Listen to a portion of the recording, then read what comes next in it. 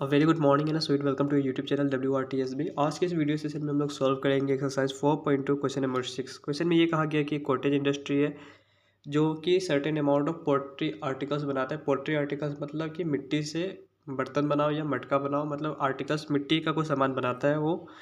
तो it was observe on a particular day that the cost of production of each article was 3 more than twice the number of article produce. ठीक है, यहाँ पे cost किस पे dependent है? Number of article पे। तो हम लोग क्या करेंगे, number of article produce on date day को हम लोग क्या मान लेंगे, एक्स। ठीक है, तो हम लोग क्या करेंगे, let x be the number of article produced on date particular day. ठीक है, हम मान लेंगे एक्स क्या है, नंबर ऑफ आर्टिकल जो उस दिन में बने होंगे। ठीक है, तो हम लोग को ये देखना है, तो हम लोग को अब ये देखना है कि हमारा जो कॉस्ट होगा आर्टिकल उसे हम किस तरह वेरिएबल के फॉर्म में लिखें। ठीक है, तो सबसे पहले पढ़ते हैं, the cost of production of each article was 3 more than twice the number of article produce. ठीक है, मैं यहाँ पे क्या करता हूँ, यहाँ पे मैं लिख देता हूँ नंबर ऑफ आर्टिकल्स। ठीक है, और यहाँ पे लिख देता हूँ मैं कॉस्ट ऑफ आर्टिकल। इस तरह मैं लिख देता हूँ। अब देखो, ध्यान देने वाली बात यह है कि नंबर ऑफ आर्टिकल मैंने एक्स मान लिया है। ठीक है, अब क्वेश्चन में ये कहा गया है कि 3 more than, was 3 more than, तो जहाँ पे 3 मोर देना है, 3 मोर देन आए, 3 मोर देन आएगा तो यहाँ पे एक बात तो क्लियर हो जाएगी कि +3 कर देना। ठीक है, अगर बोल देता कि 2 मोर देन, 2 मोर देन बोल देता तो आप क्या करते, +2 ऐसे लिख देते। ठीक है, अगर बोल देता 3 लेस देन, 3 लेस देन कह देता तो आप क्या कहते हैं, -3 कर देते। ठीक है, अगर कह देता कि 5 लेस देन बोल देता तो आप क्या करते, -5 लिख देते। ठीक है, तो यहाँ पे क्या बोला गया है, 3 मोर देन। ठीक है, किससे 3 मोर देन है, बोला गया है जो twice the number of article, जो आर्टिकल प्रोड्यूस हो रहे हैं उस दिन उसका ट्वाइस से 3 मोर देन है। तो सबसे पहले आपको काम है 3 मोर देन तो +3 कर देना और देखना किससे 3 मोर देन है। तो जितने भी आर्टिकल प्रोड्यूस हो रहे हैं उसका ट्वाइस से 3 अधिक है। ठीक है, तो इस तरह आप बना लेंगे। ठीक है, अगर यही भी बोल देता कि the number of article is 3 less than twice the number of article produce, तो क्या होते हैं, -3, और twice the number of article produce से आप -3 कर देते। ठीक है, तो इस तरह आप वेरिएबल में करते हैं। ठीक है, तो हम लोग क्या करेंगे, आप लिख देंगे therefore the cost of each article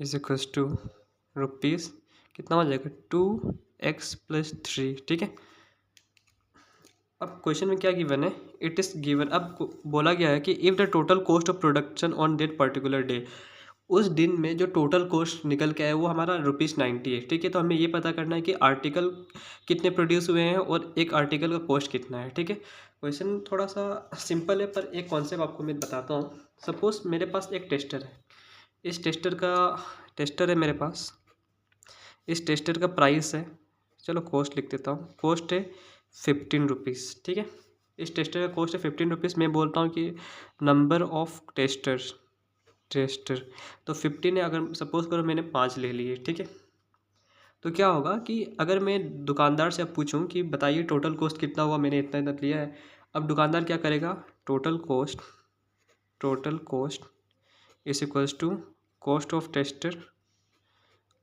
tester into number of tester. ठीक है, तो जैसे वो कॉस्ट ऑफ टेस्टर, जैसे वो क्या करेगा, cost of tester into number of tester करेगा तो क्या हो जाएगा, यहाँ पे कॉस्ट ऑफ टेस्टर क्या है, 15 है, नंबर ऑफ टेस्टर आपने कितने लिए, 5, तो इसको जब आप सोल्व करोगे तो 75 आ जाएगा। ठीक है, तो टोटल कॉस्ट निकालने के लिए आप क्या करोगे, कॉस्ट एक एक टेस्टर पे कितना कॉस्ट है और कितना टेस्टर आप ले रहे हो उसको मल्टीप्लाई करोगे तो आपको मतलब टोटल कॉस्ट मिल जाएगा। ठीक है, तो हम क्या करेंगे, according to the question, according to the question, it is given that the total cost on that particular day was ₹90, ठीक है। वी नो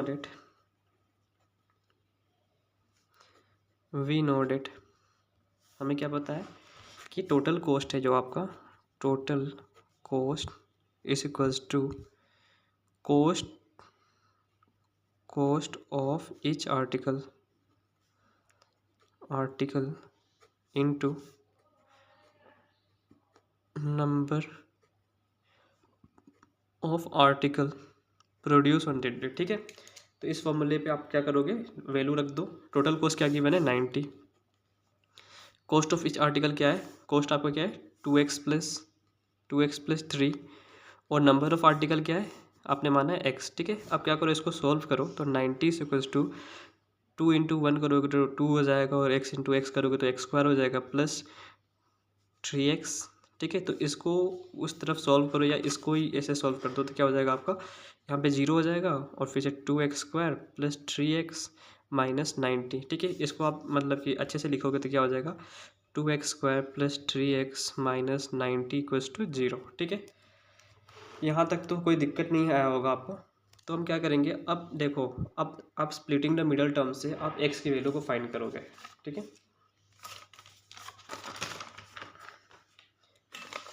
तो स्प्लिटिंग द मिडल टर्म्स की मदद से आप x की वैल्यू को फाइंड करोगे, ठीक है। तो हम लोग क्या करेंगे, सबसे पहले ये देखेंगे कि हमारा जो कोएफिशिएंट है, कोएफिशिएंट ऑफ एक्स स्क्वायर क्या है हमारा, तो कोएफिशिएंट ऑफ एक्स स्क्वायर 2 है। तो हम लोग मल्टीप्लाई करते हैं कांस्टेंट टर्म से, तो 90 हमारा कांस्टेंट है, इसको मल्टीप्लाई करने के बाद आपको मिलेगा 180, ठीक है। अब 180 का क्या करोगे आप, प्राइम फैक्टराइजेशन जैसे ही आपने किया तो क्या हो जाएगा 290 और फिर से 245 और अब 2 से तो नहीं होगा 3 1 और फिर से 3 5 और यहाँ पे 3 5, ठीक है। यहाँ हमने देख लिया प्राइम फैक्टराइजेशन हमारा ऐसे आ रहा है। तो हम क्या करेंगे, अब हमें दो नंबर इस प्राइम फैक्टराइजेशन की मदद से चूज़ करने हैं जिसको अगर हम मल्टीप्लाई करें तो हमें 180 मिले, और उन दोनों नंबर के बीच में हम जब एडिशन या सब्ट्रैक्शन करें तो हमें कोएफिशिएंट ऑफ एक्स क्या है, कोएफिशिएंट ऑफ एक्स 3 है तो हमें 3 मिले, ठीक है। अब ध्यान देने वाली ये बात है कि इन दोनों के बीच में साइन कौन सा लगेगा। तो सबसे पहले हम लोग चलेंगे कांस्टेंट टर्म के ऊपर। तो कांस्टेंट टर्म हमारा 90 है, तो 90 के आगे जो साइन है उसको लगाएंगे। तो 90 के माइनस है तो माइनस करके हमें 3 चाहिए, ठीक है। अब क्या करोगे, अब हमें इसमें से नंबर का कॉम्बिनेशन बनाना है जिसको मल्टीप्लाई करें तो हमें 180 मिले और माइनस करें तो 3 मिले, ठीक है। तो देखो यहाँ पे 3 5 15 और ये 3 2 6 6 12 15 इंटू 12 करोगे, 15 इंटू 12 करोगे तो आपका आ जाएगा 180, ठीक है। 15 इंटू 12 करोगे तो 180 आ जाएगा और 15 माइनस 12 करोगे तो आपका 3 मिल जाएगा, ठीक है। तो इस 3 को आप क्या कर सकते हो, 15 और 12 में स्प्लिट कर सकते हो, ठीक है। तो हम लोग लिखेंगे 2x स्क्वायर प्लस 3 को क्या लिख सकते हो, 15 माइनस 12 लिख सकते हो ना, माइनस 90 इज इक्वल्स टू 0, ठीक है। जैसे आपने इतना किया तो क्या करो, ब्रैकेट को तोड़ो, तो 2x स्क्वायर प्लस 15x और plus minus minus 12x minus 90 which is equals to 0, ठीक है। तो आप चाहे तो आप ऐसे भी कॉमन ले सकते हो, पर मैं ये प्रीफर करूँगा क्योंकि यहाँ पे एक इवन है यहाँ पे, तो मैं ये प्रीफर करूँगा कि आप इसको इस तरह भेज दीजिए और इसको आप इस तरह भेज दीजिए, ठीक है। तो भेजने के बाद क्या हो जाएगा 2x square plus minus 12x plus 15x minus 90 equals to 0। तो इसको जैसे ही आप सोल्व करोगे तो इन दोनों में से देखो यहाँ पे 2 है, यहाँ पे 12 है, तो आप 2 निकाल सकते हो कॉमन इसमें से, और यहाँ पे एक्स स्क्वायर है और यहाँ पे x है। तो कभी भी मिनिमम पावर को लेते हो तो x को कॉमन लोगे, तो 2x स्क्वायर में से अगर आप 2x को निकालोगे तो तो क्या बचेगा x, और 12x में से आप जब 2x को निकालोगे तो बचेगा 6, ठीक है। अब यहाँ पे क्या होगा, अब देखो यहाँ पे x यहाँ पे पर x यहाँ पे नहीं है तो x तो कॉमन लोगे नहीं। अब देखो यहाँ पे 15 है और यहाँ पे 90 है, ठीक है। तो 15 और 90 में से क्या कॉमन लोगे, 15 को आप 15 लिखो और 90 को आप लिख सकते हो 15 इंटू 6, ठीक है। तो इन दोनों में 15 अवेलेबल है, तो हम लोग क्या करेंगे 15 को कॉमन लेंगे, ठीक है।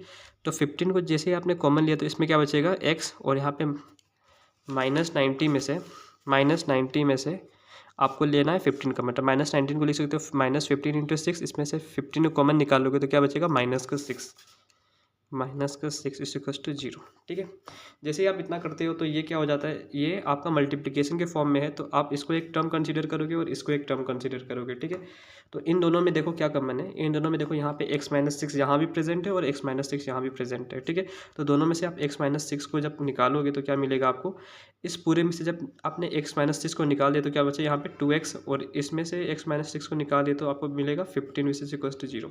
जैसे ही आपका फैक्टर के फॉर्म में आ जाएगा तो क्या करोगे, आप 0 से इक्वेट कर दोगे, तो x-6 इज इक्वल टू 0 और 2x plus 15 is equal to 0। ठीक है, इसको सॉल्व करोगे तो x इज इक्वल टू 6 आएगा, इसको सॉल्व करोगे तो 2x इज इक्वल टू, इसको उस तरफ भेजोगे तो -15 आ जाएगा, x इज इक्वल टू, इसको क्रॉस मल्टीप्लाई करोगे तो -15/2।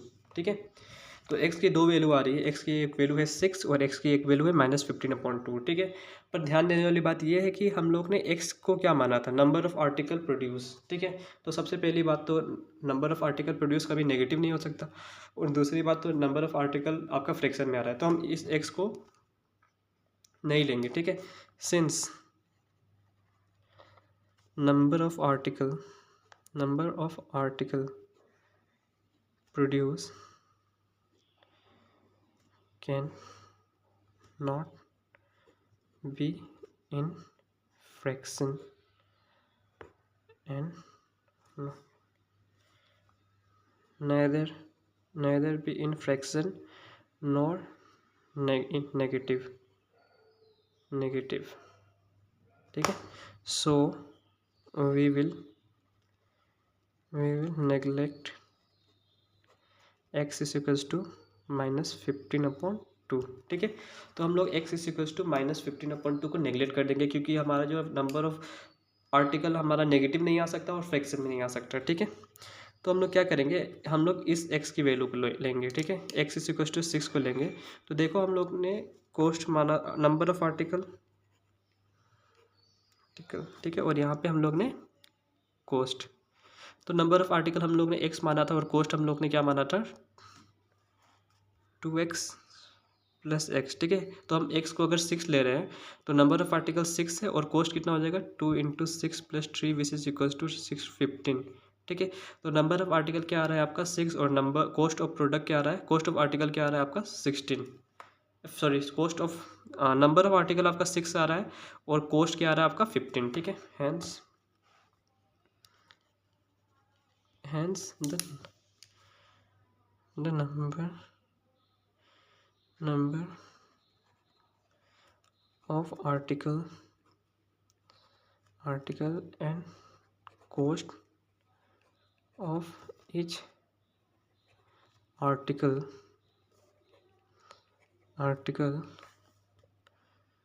are 6 and 15 respectively। ठीक है, तो आपका ये कैलकुलेशन पूरा होगा। ठीक है, मेरे ख्याल से आपको ये क्वेश्चन क्लियर होगा, बहुत ही इजी था, थोड़ा लेंथी क्वेश्चन था, पर आप इसको आराम से पढ़ के डिकोड करके क्वाड्रेटिक इक्वेशन बना सकते हो, और क्वाड्रेटिक इक्वेशन बना के आप सॉल्यूशन भी फाइंड कर सकते हो। अगर ये वीडियो आपको थोड़ा भी इन्फॉर्मेटिव लगा हो तो please like, share and subscribe, and thanks for watching the session.